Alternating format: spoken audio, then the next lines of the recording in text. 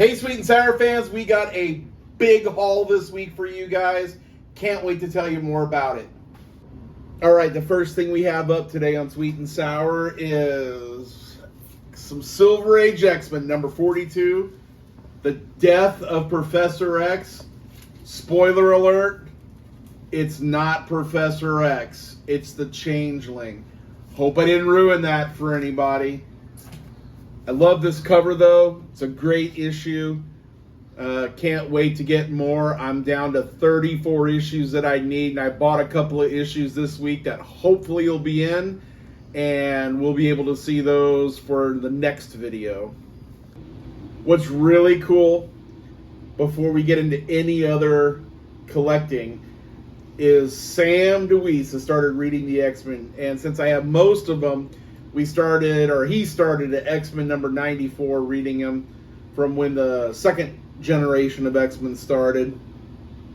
And he made a comment that I've always thought but kept privately to myself. And this is man talk. He was like, "Dad," he goes, I just want to tell you something. I said, "Well, what's that, Sam?" And he said, I don't know why so many people like Thunderbird so much. Like, what do you mean? He says, "Well, he was kind of a dick." And I said, "You know what, Sam?" I said, "I've thought that for many, many years." I said, "He had a chip on his shoulder and he didn't have to die," because Sam said that also. He goes, "I don't get why he just didn't hit the cockpit and then jump off the airplane." I'm right there with him. Like Banshee was right by him. Could have flown over there and caught him. Well, Banshee, he was right next to him. He wasn't even like fly over. He was right next to him, telling him to get on. Yep, and he just ignored him, and he was being a jackwagon, and he died. And he's one of the very few characters in the Marvel Universe who I think has stayed dead. I have to do some catching up on my reading, but I think he did stay dead. Look at the X-Men issue right there. Back from the Dead. Which one? Oh, yeah, look at that. Back from the Dead. As I'm catching up on things, that's pretty funny. Guess he didn't stay dead. Here, we'll just show you that real quick. All right, switching it up a little bit here. Sam had a super great week. We're going to start out with the Amazing Spider-Man that he got. One of my favorite covers, and one of his as well. Issue number 69, which was Mission Crush the Kingpin. I always loved these Kingpin Spider-Man covers ever since, and I say always loved, ever since Sam got into collecting Silver Age Amazing Spider-Man, because again, I wasn't a big collector of that at all. Really never paid attention to it. But the more I see the covers, the more I'm liking it. And I think that I'm definitely going to start reading it. We both are on a mission here to get issue 50 before we start reading, because we have quite a few issues in a row now. 50 is going to be a big get, but once we have that, we'll both read them, and then maybe we'll see what each other's opinion is of each issue. And then the next issue he got, how much did you get this for, number 99? $17.50 something plus shipping. $17.50 plus shipping. Wasn't too bad. A couple of little marks just up here and a couple of little folds down here. But great cover. Like this right here is actually on the plastic. It's not the cover itself. It's a great cover. Classic Spidey. Still Silver Age? 1971? Even though it's a 15 center? I think it was the second to last Silver Age book. Or almost, because I think 15 cent, that's the end of the Silver Age for Marvel. Yeah, but I thought you said the official was Gwen Stacy dying. What was that? I don't know what. 120.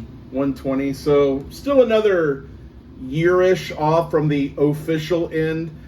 But I'm kind of with Sam. Once they start getting into that 15 cent era, I start almost considering that early Bronze Age. I think 20 cent. 20 cents, like... 20 cents was definitely Bronze Age. So I think after issue 101 of Spider-Man, it Yeah. became Bronze Age.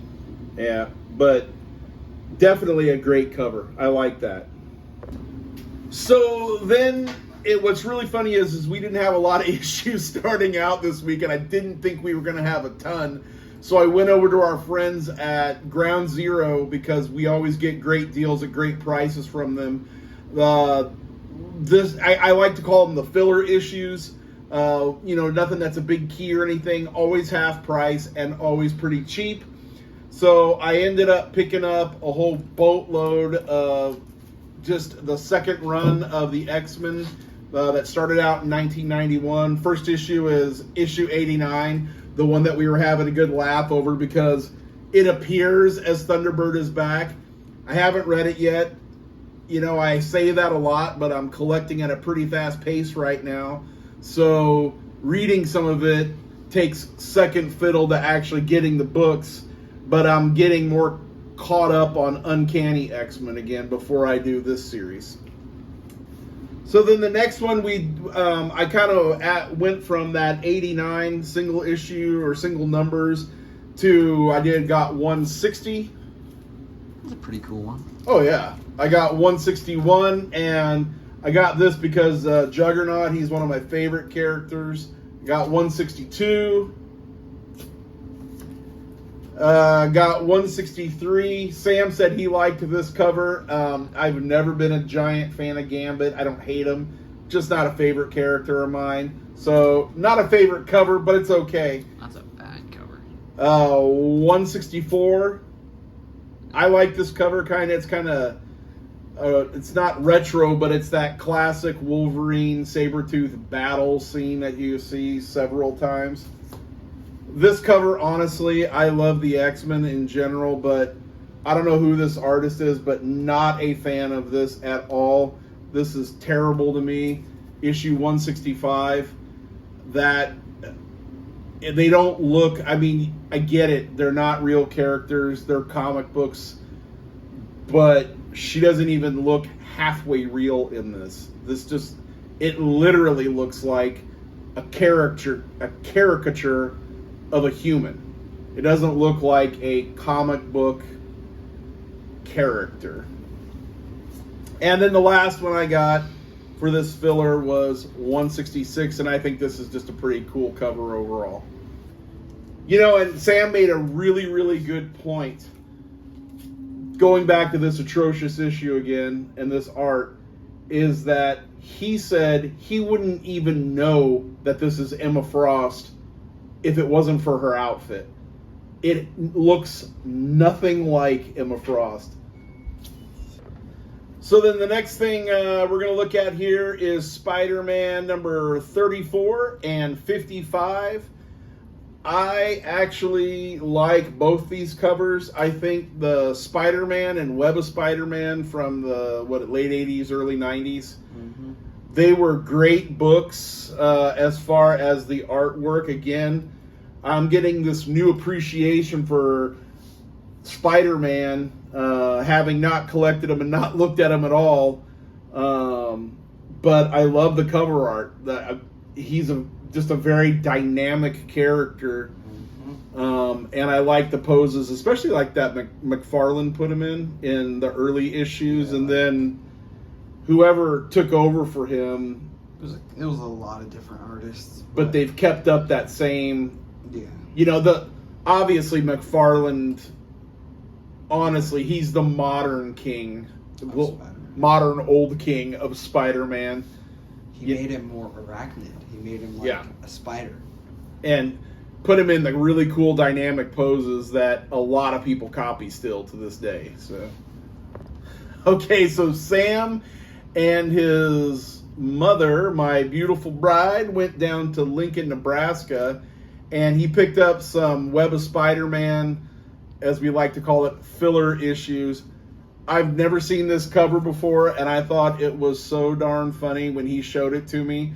It's the Chameleon doing different faces of Jay Jameson, and it's issue 52 of Web of Spider-Man. I've got to say, purely for comedic value, and this to me is almost a throwback to like that older Marvel. You know, and I say older Marvel, and this is 30 years old, but I'm talking stuff from like the Silver Age. Like every once in a while, you'd see those funny, kind of weird Silver Age books. That really is a throwback to me, and I really enjoyed this cover. Then the next issue we got was, and I got these. Was this the only one you got from? I got the Spider-Man 34 in Lincoln too. Gotcha. Okay. So then I picked up some filler back issues of Web of Spider-Man for Sam at Ground Zero also. And we picked up 77. Again, look at that cover. Really cool covers. I'm gonna start reading, since Sam is reading the X-Men, I'm gonna start reading Web of Spider-Man, I think, and like I said, once we get 50, I'll start reading Amazing Spider-Man. Here's issue 92, which was a decent little cover, and I think the best cover out of the Web of Spider-Mans. It is just wicked, and it's got the Hobgoblin, and it's got the Moon Knight, which is another one of Sam's favorite characters, and of course, Dynamic Spidey on the front, issue 93, the Hobgoblin Reborn. I mean, look at that cover. As Sam likes to say, if I was a kid and I went into like a convenience store and saw that on the spinner rack, you know what? I would grab that as a kid. And I wouldn't have grabbed it because of Spider-Man. I would have grabbed it because of Moon Knight. So that's the brilliance of Marvel, is they're able to throw those dynamic characters on there and those great characters. And I would have grabbed that because of Moon Knight, and I might have started reading that because of Moon Knight, but then liking Spider-Man after that. So we got one last one to show this week, and we went into Legend Comics. They are closing their old shop on Wednesday, and they're going to do a, for lack of a better term, a soft opening over the next couple weeks just for guys who have pull files. They'll meet you out front. They'll give you your stuff. The new shop should be ready within a couple of weeks, and we are thinking middle of August. They are going to be ready to rock and roll in Benson, Nebraska, which is kind of a suburb of Omaha. Love those people. They put aside a copy of this because they know Sam is a huge Moon Knight guy. And so Moon Knight has a new series out from Marvel called City of the Dead. That is a super cool cover. I love Moon Knight personally. I've always liked Moon Knight. I could never find it as a kid. I'd always find an issue here or an issue there. And the couple of issues that I did have, Sam found and read, and that's what got him into Moon Knight. And then the issues that I had, he got his own personal copies, plus the rest of the series, which was a pretty good series, actually, because I have read that since then, and I want to collect all the series eventually, but, you know, some of those early ones are obviously going to be pricey, but... I mean, like, the first Moon Knight series, those aren't, like, super expensive. It's, like, the second one, not Fist of Khonshu, but the one after that, some of those are, like, $70, $80, just expensive. And why is that, do you know? I mean, have you looked into that? The covers. It's just the cover art? Yeah. Because there's... It's not like keys like a... Yeah, it's Mark Spector Moon Knight. That's it. Like, it's just the covers, some of them. Gotcha. But yeah, and from what I've been seeing, at least from a personal opinion, is Moon Knight is probably the best artwork and the best writing that Marvel has right now. Which is great, but at the same time it's kind of sad because you got your flagship like Spider-Man and another flagship in the X-Men, the Avengers, Fantastic Four. All these flagship titles are kind of floundering a little. But you know what? Maybe old Moon Knight will just carry him through it all. You know, I always liked the fact that he kind of reminded me of Batman from Marvel. but without all the cash. Well, he does have all the cash because Oh, does he? I didn't know that. one of his secret identities is like super rich, like one of his alternate personalities. Gotcha. Well, there you go. So now he's got all the cash too. All right. So thanks for coming and seeing us this week. We've got a big announcement coming. I want to hold it till next week, but let's just say that we're going to start throwing books up online for people to see and buy. And I can't wait. So what we're going to do is we've got a lot of extra books, okay? So we're going to start posting them on Instagram and Facebook and auctioning possibly, but I know first we'll just do hard bids and sells. We want to give back to the community that's been given to me for so many years and has started giving to Sam. I've got some extra issues of books that he doesn't really, I'm not going to say necessarily want, but we have extras and we started getting extra books. So I'm very excited about this opportunity and Sam is very excited. And I can't wait. And all you guys on Instagram, come on over to my YouTube channel and subscribe to that and watch that. And everybody on my YouTube channel that keeps looking at it, sure would like those guys viewing to subscribe as well. Anybody on Instagram, obviously subscribe. This is Sam and Britton DeWeese for Sweet and Sour Comics signing out until next week.